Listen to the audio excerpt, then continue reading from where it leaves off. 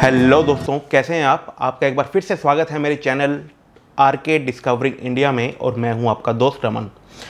तो दोस्तों, आज की वीडियो बहुत ही स्पेशल होने वाली है क्योंकि आज मैं आपको वो इन्फॉर्मेशन देने वाला हूं जो कि आपको ऑनलाइन यूट्यूब पे कहीं नहीं मिलेगी। दोस्तों, बहुत जल्द मैं यूरोप जा रहा हूं। मैं यूरोप 3 महीने के लिए बैकपैकिंग जर्नी पे जा रहा हूं। हालांकि मैं एक बार पहले भी यूरोप जा चुका हूं, लेकिन उसकी ज़्यादा इन्फॉर्मेशन वीलॉग्स वगैरह मैंने नहीं बनाए थे, जो कि मैं आज से 3 साल पहले गया था 2019 में। और बहुत ही बजट के अंदर मैंने वो बैकपैकिंग ट्रिप की थी, मात्र 1500 रुपये प्रतिदिन के हिसाब से, रहना खाना आना जाना सब मिला के। तो दोस्तों, वैसे ही ट्रिप मैं अभी दोबारा करने वाला हूँ और इस बार मैं पूरी जर्नी मेरी यूरोप ट्रिप की रिकॉर्ड करने वाला हूँ।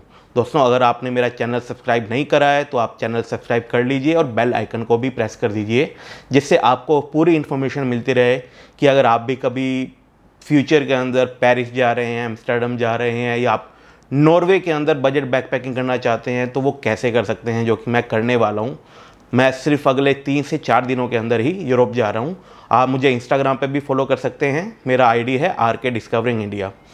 तो चलिए दोस्तों, इस वीडियो को शुरू करते हैं।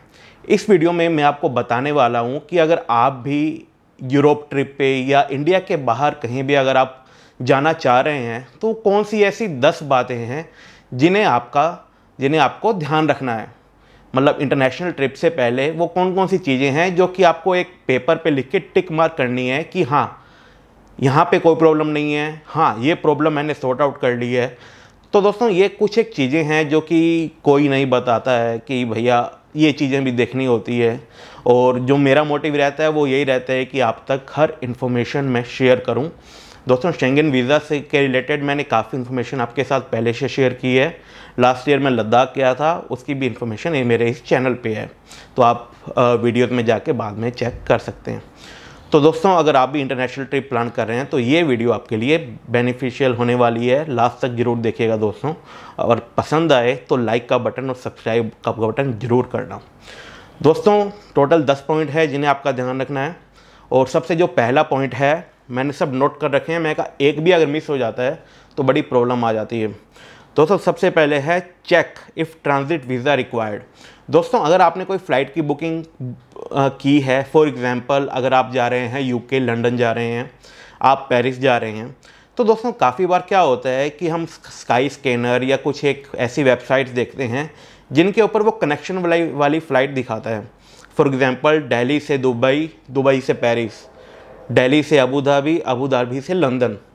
तो दोस्तों, काफ़ी बार वो काफ़ी चीप प्राइस में आपको टिकट दिखाता है और आप बिना कंडीशंस पढ़े उनको बुक कर लेते हैं।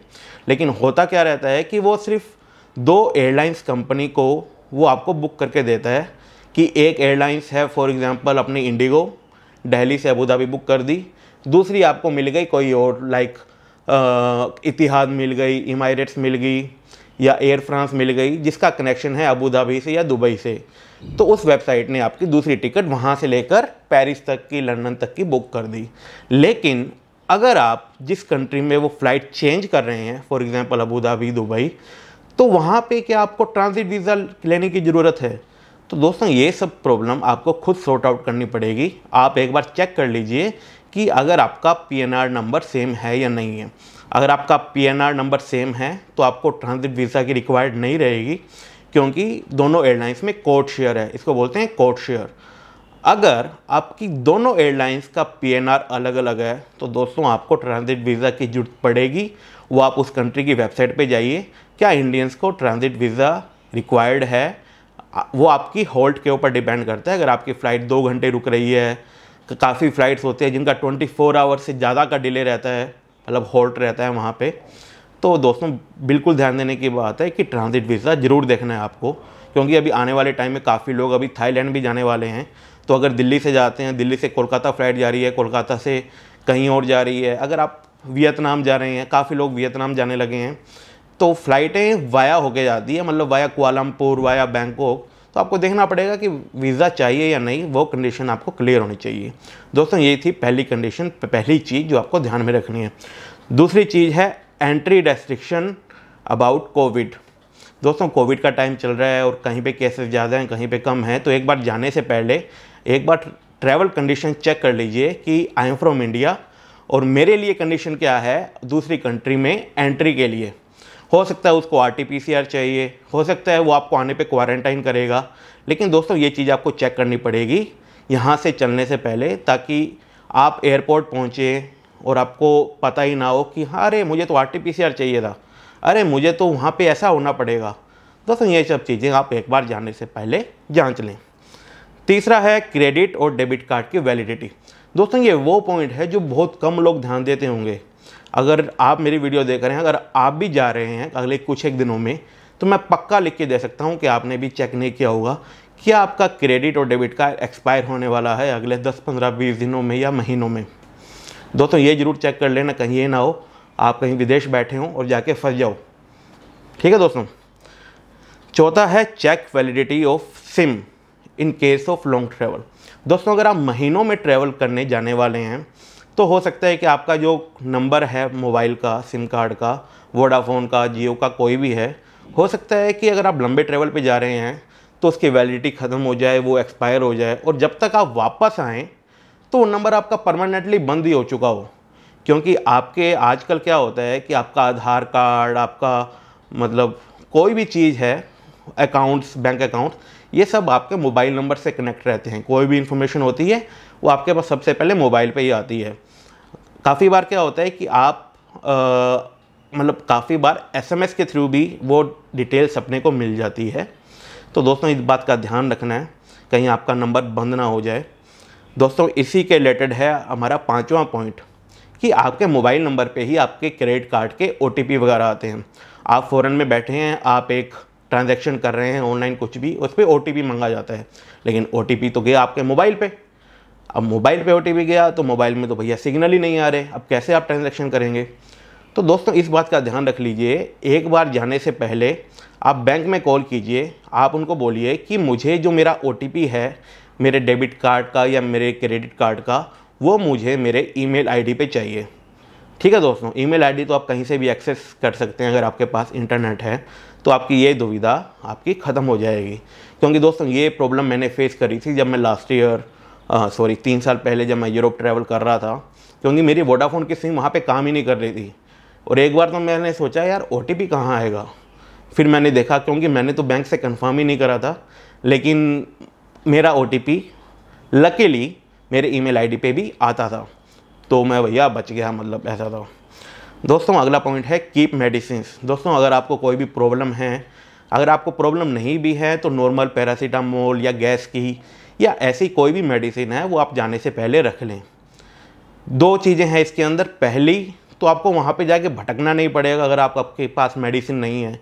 फॉर एग्जांपल अगर आपको बुखार हो जाए, आपको सिंपल पैरासीटामोल चाहिए, अगर आप वहाँ पे मेडिकल शॉप पे जाते हैं, दोस्तों काफ़ी देशों में मेडिसिन के जो प्राइस हैं वो बहुत हाई हैं। हो सकता है आपको एक पैरासीटामोल की टैबलेट के लिए 100-200 रुपये भी देने पड़े, जो कि यहाँ पे 20 से 40 रुपये का पूरा पत्ता मिल जाता है, 10 से 15 टैबलेट का। दोस्तों जब भी मैं ट्रैवल करता हूँ पैरासीटामोल की टैबलेट्स ज़रूर लेके चलता हूँ। काफ़ी बार होता है कि लास्ट टाइम जब मैं यूरोप गया तो मेरे दांतों में दर्द होने लगे अचानक ही, बड़ी इतनी जोर के कि रात को नींद ना आए। एक मैंने पैरासीटामोल की गोली निकाली, खाई, सब सॉर्ट, अच्छी नींद आई उसके बाद। तो दोस्तों ये है, कभी भी आपको मेडिसिन की जरूरत पड़ सकती है, तो ट्रैवल करते समय चाहे आप डोमेस्टिक भी करें, आपके पास मेडिसिन हमेशा होनी चाहिए। दोस्तों अगला पॉइंट है यूनिवर्सल चार्जर। दोस्तों आपका इंडिया का चार्जर बाहर के देशों में काम नहीं करेगा, ये आपको ध्यान रखना है। यूरोप के देशों में अलग चलता है, USA में अलग चलता है, थाईलैंड, दुबई में, सब जगह अलग अलग तरीके के इनके जो सॉकेट होते हैं वो अलग तरीके के होते हैं। अपना इंडियन अलग स्टाइल का है। तो दोस्तों एक यूनिवर्सल चार्जर आता है कि वो आपको उसमें 3-4 ऑप्शन रहते हैं। आप कोई भी कंट्री में जाएंगे वो आपका प्लग हो जाएगा और उस प्लग के पीछे आप अपना प्लग इन वो कर सकते हैं, लैपटॉप का, फ़ोन का चार्जर, कुछ भी है। तो दोस्तों यूनिवर्सल चार्जर मत भूल जाना। इंडिया में आपको 200-400 का मिल जाएगा, विदेशों में जाओगे तो 800-1000 रुपये से कम नहीं मिलेगा। अगला पॉइंट है दोस्तों डू ट्रैवल इंश्योरेंस।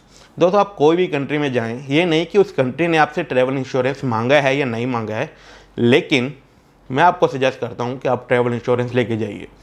रीज़न क्या है दोस्तों कि ये कोविड का टाइम है। अगर आपको गलती से भी कोविड हो गया, फॉर एग्जांपल कोविड हो गया आपको, अब आपको 14 दिन रहना पड़ेगा क्वारंटाइन सबसे पहले। तो उसके लिए आपको लेना पड़ेगा होटल में अलग से कमरा, नहीं तो हॉस्पिटल में जाओगे उसका अलग खर्चा, मेडिसिन का अलग खर्चा। अब ट्रैवल इंश्योरेंस रहेगा, आपको कोई भी प्रॉब्लम आई तो वो कवर होगा, इसमें आपके लाखों रुपए बच जाएंगे। तो दोस्तों आजकल तो ट्रैवल इंश्योरेंस बहुत ज़रूरी हो गया है। कंट्री आपसे ना भी मांगे, आप भले थाईलैंड जा रहे हैं, आप कहीं श्रीलंका जा रहे हैं, नेपाल जा रहे हैं, आप लेके जाइए साथ में ट्रैवल इंश्योरेंस। सिर्फ 700-800 हज़ार रुपये की बात है और आपके लाखों रुपए इसमें बच सकते हैं। दोस्तों अगला पॉइंट है photo copy of passport, visa and all hotel bookings. दोस्तों फॉर एग्जांपल आप विदेश में घूम रहे हैं, वहाँ पे पॉकेट मारी ज़्यादा होती है काफ़ी देशों में।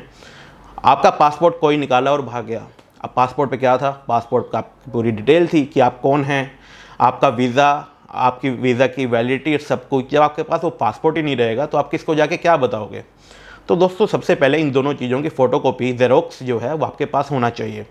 कि सबसे पहले तो अगर आपका कोई पासपोर्ट लेके भाग जाता है, सबसे पहले आपको वहाँ पे पुलिस स्टेशन जाना है, आपको रिपोर्ट लिखवानी है, रिपोर्ट की कॉपी लेनी है। उसके बाद आपको एम्बेसी जाना है, एम्बेसी में आपको वो पुलिस की रिपोर्ट भी दिखानी है। उसके बाद अगर आप ज़ेरोक्स दिखाएंगे कि ये मेरे पुराने पासपोर्ट की ज़ेरोक्स है, तो दोस्तों आपको एक टेम्परेरी पासपोर्ट इशू हो जाएगा। उसके बाद आपको पूरे देश में ट्रैवल करने से कोई नहीं रोकेगा।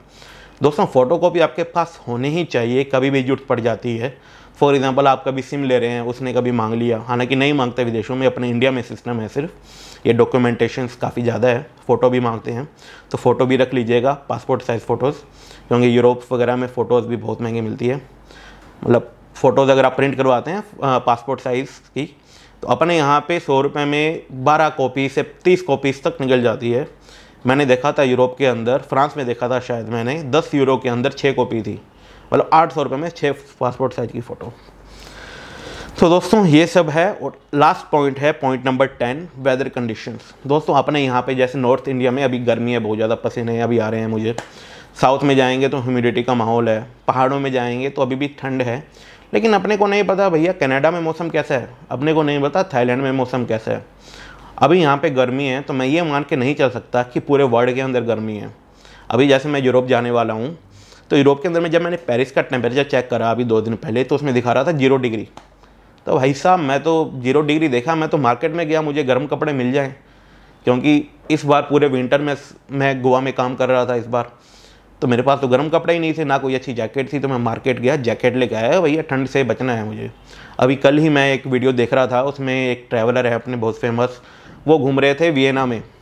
अब वियना में घूम रहे हुए ठंड से कांप रहे थे, कहते भैया मैं तो लेके ही नहीं आया ठंडे कपड़े। तो दोस्तों वेदर कंडीशंस हमेशा चेक कर लीजिए और सेम डे का ना देख के फ्यूचर का देखिए कि अगले 10 दिनों में मौसम कैसा रहने वाला है और आम तौर पर मौसम कैसा रहता है। ठीक है दोस्तों, जिससे आप ये जो वेदर प्रॉब्लम्स हैं आपके साथ नहीं आएगी। अब दोस्तों ये तो हो गए हैं 10 पॉइंट जिनका आपको ध्यान रखना ही रखना है, आप कुछ भी मिस नहीं कर सकते हैं। ऊपर से 2 चीज़ें हैं मेरे पास, अगर आप भी मेरी तरह ग्लासेस पहनते हैं, स्पेक्स पहनते हैं, तो मैं रिकमेंड करता हूँ कि एक स्पेक्स एक्स्ट्रा लेके जाएं।